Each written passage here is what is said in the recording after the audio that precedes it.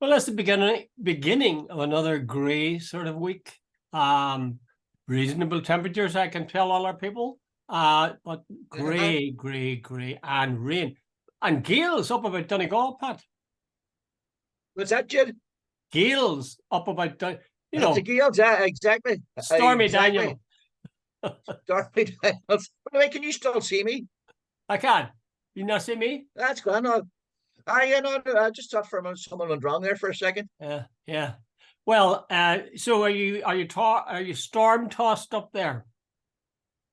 Jude, know what it is? It's more of these grey days. It's rainy, it's grey. It's not that particularly cool, but it's unbelievably depressing in the sense that it's just one grey day after another. It looks like a stormy day in late autumn rather than a summer's day, you know. Yeah. I think we've got caught in that, what do you call that system, the El Nino. Uh, No, when the kids were all doing their exams around about May or early June. Remember, it was just one hot day after another, a hot day after another. And God bless them, they were going into sit in classrooms doing exams. And the minute school's out, it turns to this. I think since the day the kids got out of school, it's just rained every day. God bless them. It's not much fun. yeah. Well, exam weather. We used to talk about the weather would be good whenever the kids were going into exams. I don't remember that it always then turned nasty, but it's not too good. I think there's a terrible fear in us that the summer's going to slip by and we're not going to get another bout of good weather. Would that be pretty grim, eh? Exactly. Exactly. And you know, I had plans for. Yeah, there's a guy here a couple of years ago, or not a couple of years, last year, and cut logs and all the rest of them. They were outside, and I had plans to move them. You know, in the sense that the winter's coming up, and let them dry out.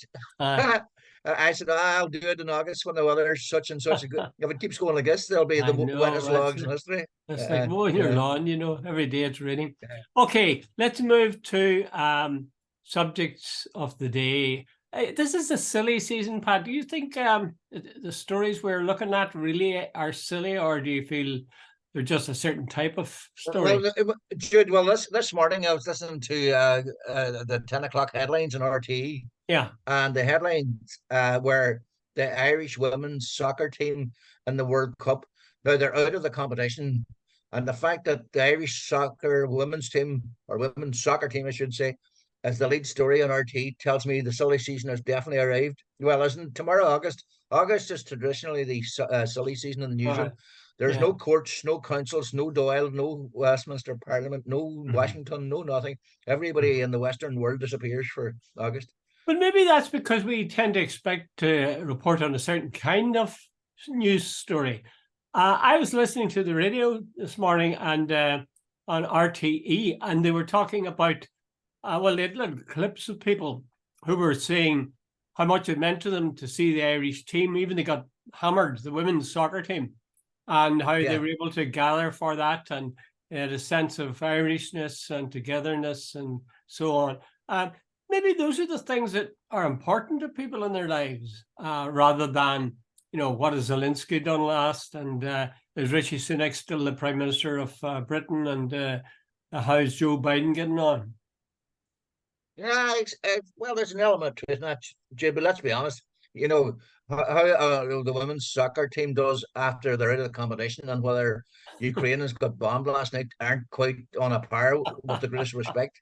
Oh, that's true. All right. But then again, you'd be amazed how many people really don't, like ourselves, interest themselves in politics or even in international affairs. Absolutely, Jude. I'd say I know. for many people, Yeah, the women's soccer team was far more important this summer than any of that. Jude. I watched what do you call him? What do you call the wee guy? Tom Cruise, and I found Oh, him the other night, and it was diabolical. You know, this guy walks into town and he's a superhero, and he's able to take on five guys in a barroom fight. And I'm going, is this for real? Does anybody seriously watch this? And then I realized, wait a minute, that's what people want. And then you sort of go, you know, a lot of people just when they hear politics, they turn off.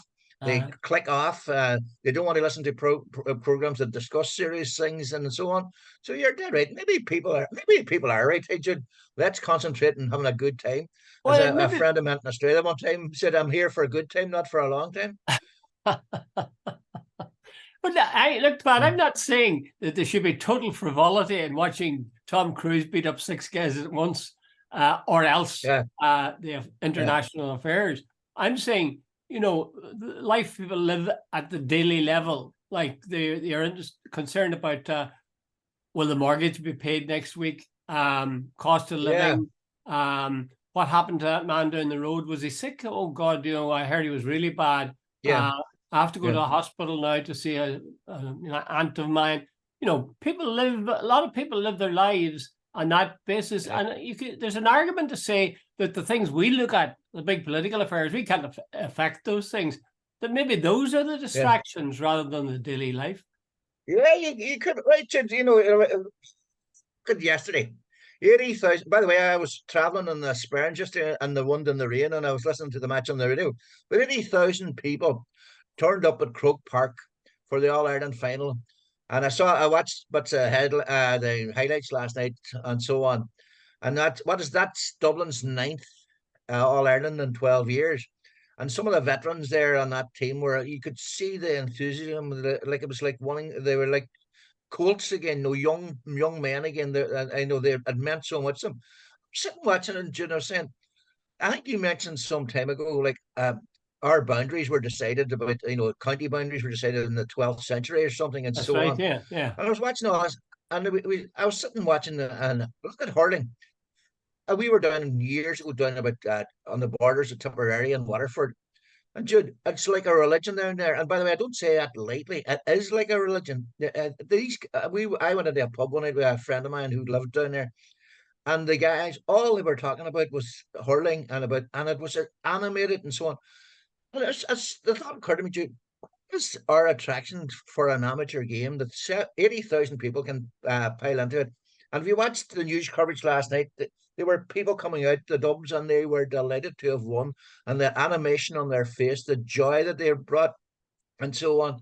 And you sort of go, "What is it? What's all that about?" And you know, I haven't got an explanation for it, so I'll throw it over at you. I'll explain to you now, Patrick. Pay attention.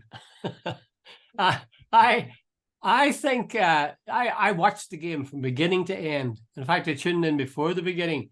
And one of the things that struck me was it was shown on not just an RTE, which was a relief because they frequently ignore RTE and cut them out. And RTE sells its soul, or GA sells its soul and doesn't have it available on RTE. But it was on RTE and it was on BBC Two.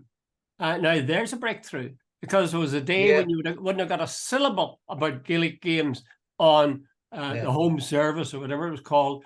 And there was a God, yeah, lot yeah, of time, decades, when you wouldn't have got any Gaelic football or hurling on the BBC. Yesterday, we got the whole thing right through from beginning to end. And I'll tell you something, their coverage of it, I flicked between the two. Their coverage, that is to say, the Belfast or the BBC coverage, rivaled, yeah. if not excelled, RTE. What they did at Mm. halftime was they went down to, who was it? The guy that played the young fella in Normal People? Oh Who? yeah, yeah, yeah, yeah, yeah. He was Paul. a, I can't remember his name, Yeah. but he was the whole one of the things that program was, he was a GA star. He played for some county. Yeah, They had Patrick Keelty. Now, that, of yeah. course, was to sort of ease him into his position on the Late Late The Show. late show, yeah, Well, yeah, yeah, a bit more about that. They had Dara O'Brien, uh, yeah, and I forget who the fourth person was, but they were all kind of interesting to see these guys. You don't tend to think, I don't think, tend to think of Dara O'Brien or that guy from as Normal a GA People fan, or Patrick yeah, Keelty as being associated with football or Gaelic football, but they all seemed to be enjoying the match, and it was an interesting little segment of the middle of the game, rather than just the usual pundits for the normal amount of time. yeah, With regard to excitement and all the rest, I thought it was terrific. I thought it was pure yeah. football, but it was really, really gripping as to see who Uh, come through. Jude, you said something there that there's a woman called Liz Curtis. She wrote a book called Ireland: The Propaganda War, Aye. way back in the 70s, and she told the story that when Down got through to the All Ireland final, and I think it was 1960 or 61, You're older than me. You remember that much better than I would. Anyway, uh, BBC, the sum total they gave coverage to Down on the All Ireland final was after Down won it. They gave the result on their sports results at 5 o'clock or whatever it was. They had no match coverage. They had nobody down at the game, etc., etc., etc. And I've always remembered the expression. She says it was as if there was an Atlantic Ocean between north and south. The coverage. The nationalist community didn't count. Now the fact that the BBC gave it great coverage and, as you said, almost rivaled RT does not say a sea change in coverage. I agree. It tells you a lot. That it tells you, and I think people should note that, especially nationalists should note that, because there's two ways that could go. Nationalists would say, "Oh well, we're getting a fair crack at the whip up here now, so what? We don't need any change." Or you could say, no longer are we shut out. We now make the decisions. We now are in the spotlight. But come back to your thing about 80,000 people. I thought it was brilliant. The place crammed for the second Sunday in a row. But I'm wondering to what extent is it due to the fact that they're amateur players. Let me cite one instance, Pat. I remember the time when all the tennis players at Wimbledon were amateur. Yeah. And there was huge debate about the notion of bringing in professionals. Yeah. And then brought in professionals. And I don't think there's anybody would say that Wimbledon was damaged because of doing that. In fact, if anything, the quality of play is really upped. So what I'm wondering is, might we not say the same thing about Gaelic games? Because I know Gaelic a lot of at the parish level, a lot of voluntary work. But at the same time, is there not an inevitability about it? Because we all know that managers are being paid. Officially, they're not, Jude. I know that, but I think Joe Brawley was on something, and he said, somebody said, why was he not managing a county team? And he said, because he couldn't find anybody to give him €150,000 a year or something like that. Yeah. So what do you think? Well, here, look at the other way. Kylian Mbappe, the French international who currently plays for PSG, apparently he's been offered listen to this, Jude, 3 million a week by the Saudis to come to their league. 3 million a week. Think about that for a second. What's that? 150 million a year, and so on. They have offered someone like 290 million for him to the club, to the PSG, the Saudis. Now, Jude, if we reach the stage, like I have this opinion about amateur sports and I'll come back to it. But I feel that people like the what do you call them, Manchester City, bought the Premier League title. Now, Jude, see, years ago I used to sit and watch a match, and I knew when Chelsea played Leeds or whatever, it was a fair old contest. They were mainly homegrown players of a similar status and similar abilities and all the rest of it. What's happening now? There's just an elite like Manchester City. They paid 100 million for Tony Grealish, and they could leave him sitting on not what he called first name Grealish anyway, and left him sitting on the bench for most of last year. They bought the other guy, the midfielder. They paid 70 or 80 million. Bought him from Leeds and left him sitting. He hasn't hardly played this year, and it's no bother to them, And like now, when Manchester City play some of these lower teams, I don't even bother watching because I'm working on the basis they're going to win 3 or 4-0. Whereas when Dublin play Kerry, or Kerry play Donegal, or Tyrone play Derry, and a good GA match, I'm sitting on the edge of my seat because I know it's a real contest and it's a real. So that's why I think there's something pure about the GAA than soccer's just become a bought and paid for sport, and it's the whole idea of fairness and real competition and sport has gone. It's a business now. I sort of agree with you, Pat, but it always was a business of some kind at some level. But now the stakes are really, really big. As you say, Mbappe or whatever his name is, getting how much was 3 million a week. I think that's even I was But I'm not sure. You see, anytime I see Man City playing, even they're playing a normal team, further down the table. Yeah. I sort of marvel at the skill of the likes of Ken, what's his name? Kevin De Bruyne. Kevin De Bruyne, Yeah, Kevin De and Bruyne. others. Yeah, Throughout the team, there's just some wonderful players. And, yeah, it is a fact that those guys play terrific football. Just as a yeah, Dublin team, I like the Dublin team because at times they play sublime sort of football. Fit yeah. and forceful and sort of glorious teamwork. So I'm not sure. I don't. I mean, we could be making a terrible mistake if we allowed them to go, professional. But at the same time, there's terrible demands being made in those guys. The guys who are playing Croke Park Yeah. yesterday But because they Jude, have to be look at there the other way. and available all the time for But training. yeah, but look at the other. You need to be careful not to throw out the baby with the bathwater.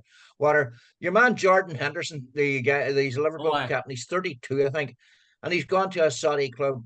He was on something like 200,000 a week at Liverpool. Apparently, he's going to be on. He's taken up a 2-year contract, and he's going to be on 800,000 a week.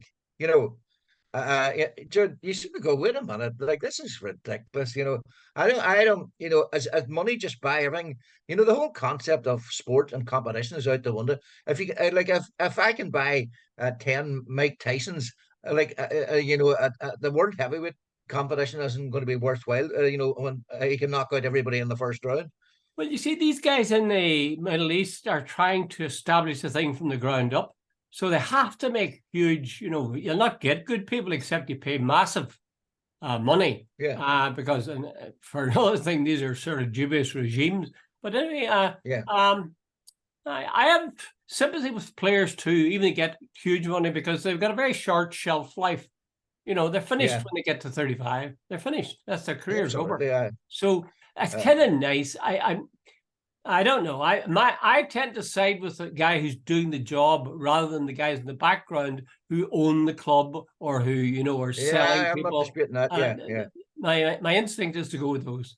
Okay, let's move to another topic, Pat, because we've gone about that one all day. One of the headings in the Irish Times today was why isn't there more uproar about the decision not to invest budget surpluses in housing? Now, that seems to be a Yeah. very good question because we're told there's going to be 65 billion surplus in the South over the next few Yeah. years. We know that the housing situation is something awful.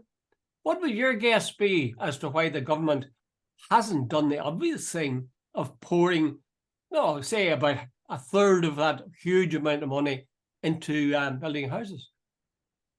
I can't really honestly answer that, Jude, because they claim, and not claim, they've said, no, they have been spending a lot of money, Jude, this last while. They said that the biggest part of the budget this last 3 or 4 years has been on housing and their buying of land and building houses and so on. They said it's their top priority, it and the health service. But Jude, I really can't answer that question. Like the one of the thing that's always bugged me is a lot of the you'd call them cuckoo funds or vulture funds or whatever you call them. When houses are being built in Ireland, these guys will walk in and buy up the whole estate and then rent them out. I think there should be some ruling saying there's a domestic demand here that has to be satisfied first, and anybody then investor-led purchases come second. Jude, I think that we need that sort of legislation. But there's an ideological thing too, Jude. When I was growing up, I grew up, Jude. We lived in a place called Ardcolumkillen, Letterkenny. It was a council-built housing estate. It was a great place to grow up. The best of people. There was no housing, like it wasn't luxury housing, but there were fine houses. There was nothing wrong with them. But then somewhere about 1980s, I think it was the Fine Gael government they sort of given all sorts of incentives to developers rather than the councils to build houses. And suddenly these private individuals became very rich. A lot of boys were running around in big Mercedes and Range Rovers and what have you. Yep. And they were all with their sheepskin coats. And suddenly it was, these guys are, and the council no longer seem to have any responsibility for looking after the community. Yeah, I think you put your finger in there, Pat. The fact that you said Fine Gael came into office. This article in the Irish Times this morning gives the reason for, it is a fact, the article says, that if you took half of that sum, 30 billion euro, and put it into the health service and housing and one or two other things, you'd probably solve them, if not overnight, over a couple of months. But they choose not to because, according to the article, they want the market to be sacred. The market is what decides. You don't want any nanny state. You don't want to be interfering. And then some people have the belief, and I think it's well-founded, that these politicians are on the side of the big guys. That, they would not be thanked for making their neighbor or their friend or whatever miss an opportunity to make a fortune of the situation. So it can't be anything else but that, because the money's there. The money's there, and they could do it. Well, see, isn't it right up there with our friend during the famine, Trevelyan? He as was the laissez-faire.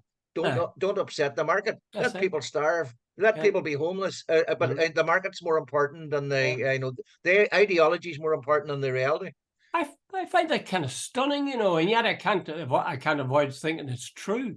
But it must be a very dangerous thing for them to do. Well, like the reality is, there was a massive change in ideology somewhere about the 1980s because all the local authorities stopped building houses. You don't see local authority houses nearly anywhere. They only restarted there about 4 years ago, when housing and homelessness became the main theme. Every news bulletin, people dying on the streets. A fella found dead on Christmas Eve, frozen to death and stuff. And the media started focusing on the fact, what's going on here? And that's what brought the whole thing to the surface. Yeah. The same thing in England too, as far as I can establish. Yeah.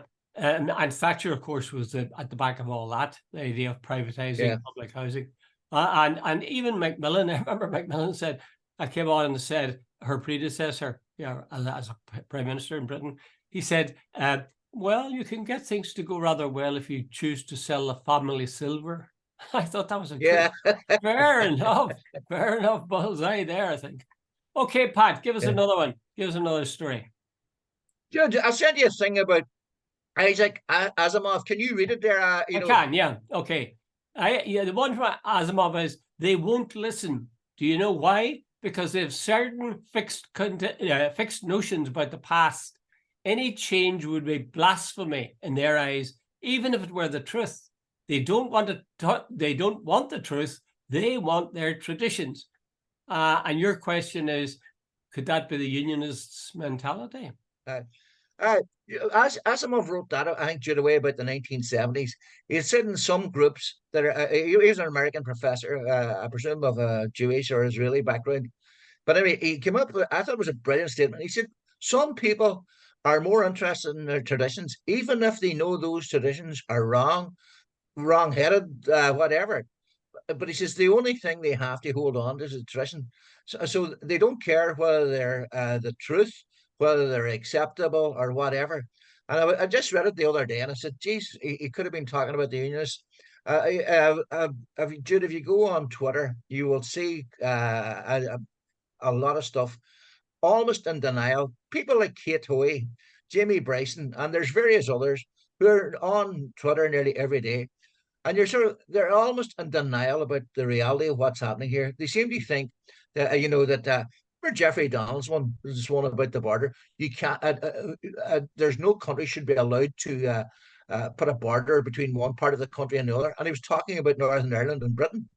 And the irony of that statement was so huge that he didn't even see it. Yeah. That the geographic unit that is the island of Ireland was divided to facilitate unionism, or whatever you like to call it. And I was sitting watching and I said, I read so much, I've been reading so much about the Bryson, and if you listen to Nolan and you go, man, the demographics of this place have changed, the economics have changed, the politics have changed, the religious outlook has changed, and yet a lot of unionism seems to be harking back to the 1930s, 40s, and 50s. They want to return to that era when they had hegemony and they could rule the place, and they seem to have ignored that time has moved on. Well, would you not have any sympathy for them, Pat? A lot of people, I have a lot of sympathy, but there should be some reality. Yeah, well, fair enough. But you mentioned that you grew up on a housing estate in Letterkenny, and you said there were grand houses, and I got the impression you were saying you had a happy boyhood there. Absolutely. So maybe that's what they're thinking of, Unionists with their orange marches and so on. They're saying, we've always done this, and it's such a consolation to feel that continuity. It's the same argument as they give for the Queen and the King. In Britain, that there's that continuity between the past and the present and the future. You wouldn't give them any slack, or cut them any slack. No, Judy, but it's the fact that they're refusing to accept the reality. That other people have serious interests and rights as well. It seems to be that they want to just no. We want to go back to when we were in charge. That we could march down Drumcree, we could march through Bellaghy, we could march through where we weren't wanted, we could do whatever we want. That the police force was 93% Protestant and Unionist, and the B Special were 100% Protestant. We want to go back to that. Dude, the reality is so much has changed, and like see in recent times, a lot of the stuff, like the rejection of Rishi Sunak's one-sort framework, their attitude towards the protocol. All of that is self-inflicted wounds, and they don't seem to get it. They went for the hardest possible Brexit by a mile. Had they accepted Theresa May's deal, none of this would have happened. Yeah. They were the cheerleaders to reject that deal, and now they're blaming everybody else. Yeah. Well, I suppose it's nostalgia for the good old days, but I'm afraid those good old days are gone for keeps. Okay, I'm going to touch on an item now because, and I'm sort of loath to do it because we've got some flack when we've dealt with it in the past, certainly when I dealt with it in the past, and that's connected with Sinead O'Connor. I noticed that in the papers this morning, both Bob Geldof and Ryan Tubridy are waxing eloquent about their friendship with Sinead. What do you think about that? And well, Gina, I haven't seen either of them. What is it?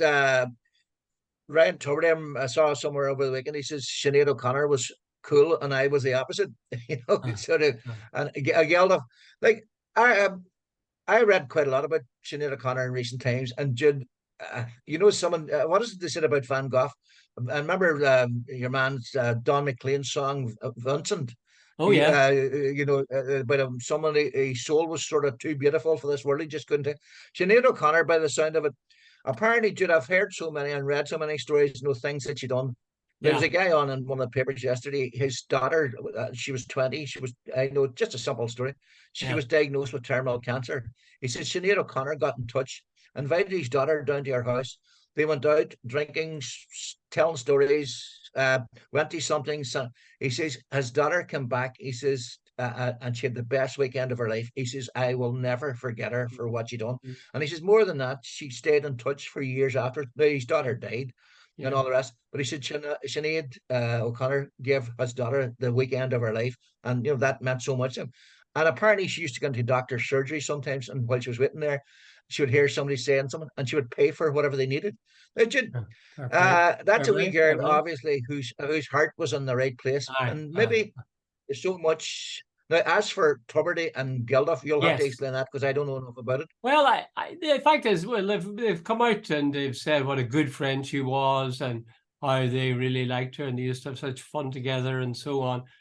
I'm a cynical old person. I'm particularly cynical. Well, Bob Geldof, I think, is I've got very little time for him, to be honest with you. But Ryan Tubridy, I see that, frankly, because he wrote the article in the Irish Times himself, an effort to re-establish himself in the public eye. Would that be too cynical? You're laughing. You're laughing. You're laughing at that, eh? Yeah. Why? You're a cynic anyway. You're going to see that anyway. But I can't say I disagree with you. So you're a cynic as well. Okay, fair enough. Okay. Do you want to pick another story, Pat, or will I go on? I can't even remember. What's the other one, Stuart? Well, you mentioned the All Ireland, the GAA. Well, we've done that one. Well, let's see what else. Asimov. Yes, I've got one here. The New York Pension Fund is challenging the owners of Belfast aerospace plant about the religious makeup of their, I can hardly believe this, about the religious makeup of their employees. This is a former bum, Shorts as was. Remember Shorts?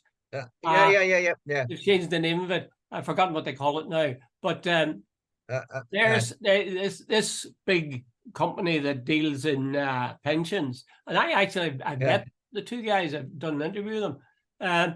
They're asking, what's your proportion? And apparently in this successor of Shorts company, something like 1/5 of the workforce is Catholic or Catholic background. Yeah. What do you think of that? Are you surprised? Jude, that does not surprise me. Like, Jude, the shipyards, Mackey's, Shorts, they were almost exclusively Protestants, and that was why all the preponderance of wealth was in the Unionist community. Yeah. These guys left school at 15 or 16, knowing they were going into an apprenticeship to well-paid welders and electricians jobs. It was a cert they were going to get them. But then, of course, the Catholics, they saw the route out was education. That's why all the doctors and lawyers and accountants these days are all got Catholic names. But it doesn't surprise me in the least, Jude, that only 1/5 of engineering jobs in Belfast. Jude, that was the preserve, and I mean the preserve and the reserve purely of unionism back in the day. Well, should something be done about that? Do you think that they? Absolutely. Yeah. People would have said social engineering, but the fact of the matter is that they did need to socially engineer because Catholics or people from Catholic background clearly weren't getting their proportionate share of jobs. And I'm delighted that's come up, but I'm a bit shocked that that's still in existence. This is 2023. We had the Good Friday Agreement way back. Like we had the McBride Principles. How long? When were they established? Was it the 80s? Not McBride Principles, definitely maybe the late 70s. And here we are in 2023, and these guys are something like according to this report anyway, they've only got 1/3 of the force Catholic background. That's astonishing. But I suspect that once the big pension funds people in the States talk, they'll pay attention. You asked the question. Jude, here's a question for you. Somebody asked me the last day, so I am now going to ask you. Okay. We were just sitting chatting and the shooting the breeze type thing. I know the way the world has changed so much. You say, "Hey Pat, could you go back and live in the 1970s?" And I thought about it. Like, Jude, no, I'll ask you the question before I give my answer. What could you? I could, like a flash. No. As I think you intimated, there's a lot of things that I have to learn to do without. For start, Zoom conferences with Pat McGart. I'll take those out. It wouldn't be happening. So that wouldn't be worth it, obviously. But phones, digital phones with cameras on them. What mobile phones? You listed. No internet, no faxes, no mobile phones, no camera phones, no what else? But electric cars. No, I wouldn't miss that one. Yeah, I'm giving my experience. I've heard of some of your experiences with electric cars, so don't even bother going there. Yeah. But listen, would you really miss them? I would think, how did I feel during the 70s? And I would say I felt pretty damn good. I had so many youthful experiences. I lived different places, and maybe the fact that I was young. But in the end, I love what this allows us to do. But I could live without it. There'd be other stuff. Both of us lived through life without that sort of stuff. And I'm sure you wouldn't look back to the 70s and say, oh God, I was miserable then.